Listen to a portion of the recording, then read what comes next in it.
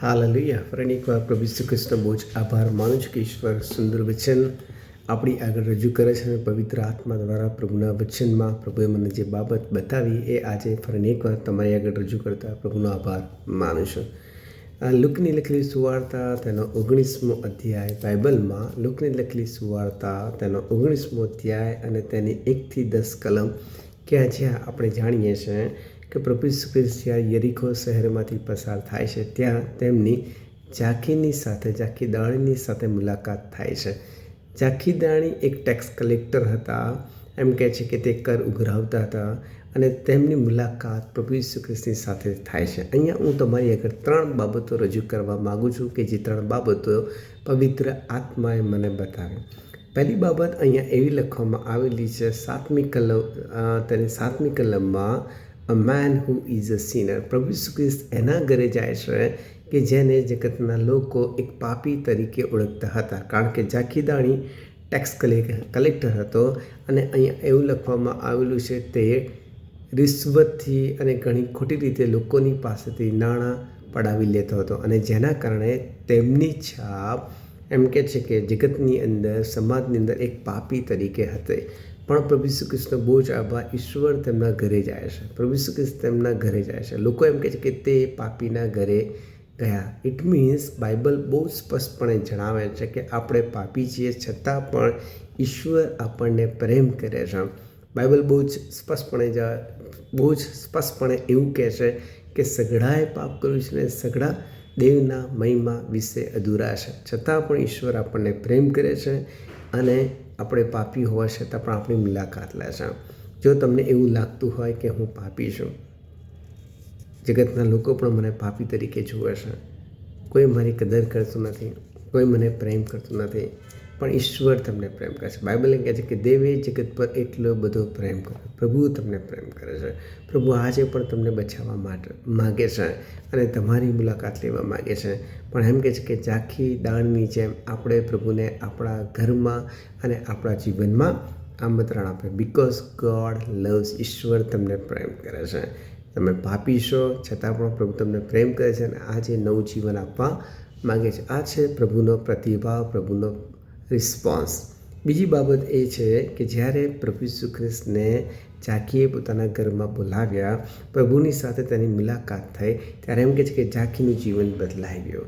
જાખીએ જે સૌથી અગત્યની બાબત તરત જ કરી અને એ તો એ છે કે પ્રભુને એવું કહે છે કે પ્રભુ, હું મારી સંપત્તિનો અડધો ભાગ ગરીબોને આપી દઉં છું અને જો કદાચ મેં કોઈનું પડાવી લીધું હોય ખોટી રીતે તો હું એમને 4 ગણું પાછું આપું છું. અહીંયા એ બતાવે છે કે જાકીએ પોતાના પાપ, પોતાની ભૂલ કબૂલાત કરી અને એ જ જગ્યાએ પોતાના પાપ અને પોતાની ભૂલ એમણે શું કરી? સુધારી લીધી અને પાપને એમણે મૂકી દીધા.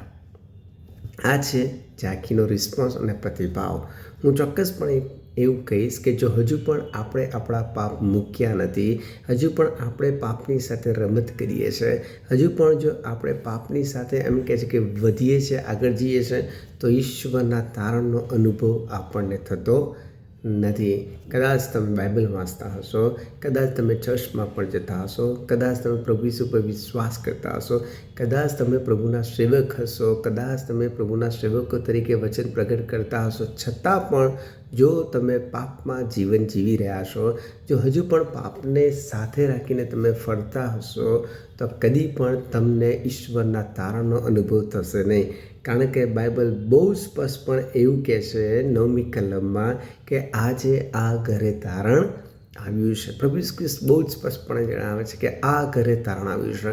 આ ઘરે તારણ ત્યારે જ આવ્યું કે જ્યારે જાકીએ પ્રભુ ઈસુ ખ્રિસ્તને આમંત્રણ આપ્યા, સ્વીકાર્યા અને ત્યારબાદ બીજી બાબત બહુ જ એમણે કરી અને તો એ છે કે તેમણે પોતાના પાપ કબૂલ કર્યા અને પાપ સુધારવાને એમ કહે છે કે તેમણે શું કર્યો? નિર્ણય લીધો અને એમ કહે છે કે આ બધું જ મૂકી દઉં છું.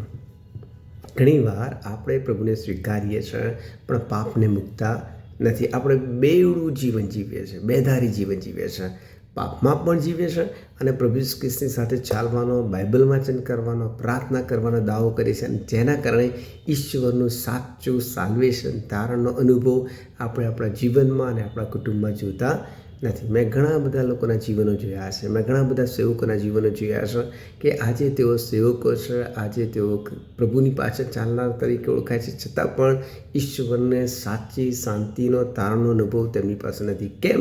કારણ કે તેઓ બેધારી જીવન જીવે છે.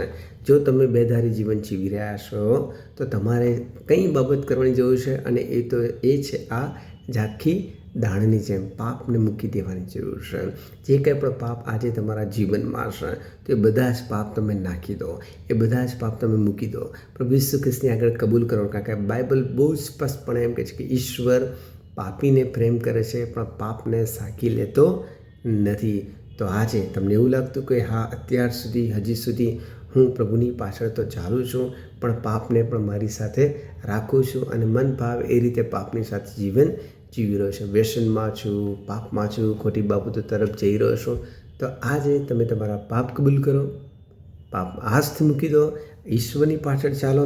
અને બાઇબલ લુકાઈ લખેલી સુવાર્તા 19મો અધ્યાયને 9મી કલમ કહે છે કે આજે આ ઘરે તારણ આવશે અને એ તારણ આજે તમારા જીવનમાં આવશે, એ તારણ આજે તમારા ઘરમાં આવશે. ઈશ્વરની શાંતિનો, ઈશ્વરના આશીર્વાદનો, પવિત્ર આત્માનો પરાક્રમનો તમને અનુભવ થશે. 2 રિસ્પોન્સ પહેલો રિસ્પોન્સ દેવ આપણા માટે આપે છે અને એ તો એમ કહે છે કે હું તારી સાથે છું, તારા ઘરમાં આવું છું. બીજો રિસ્પોન્સ આપણે ઝાંખીની જેમ આપવાનો છે. પ્રભુ તારો સ્વીકાર કરો છે, હાથથી પાપ મૂકી દઈને તારી પાછળ ચાલુ છે. અને બાઇબલ કહે છે ઓટોમેટિકલી પ્રભુનું તારણ, પ્રભુની શાંતિ, પ્રભુનો આનંદ, ઈશ્વરનો આશીર્વાદનો અનુભવ આપણા જીવનમાં અને આપણા કુટુંબમાં થશે. પ્રભુ આ વચન સમજવાના માટે આપણી મદદ કરે. Amen, amen.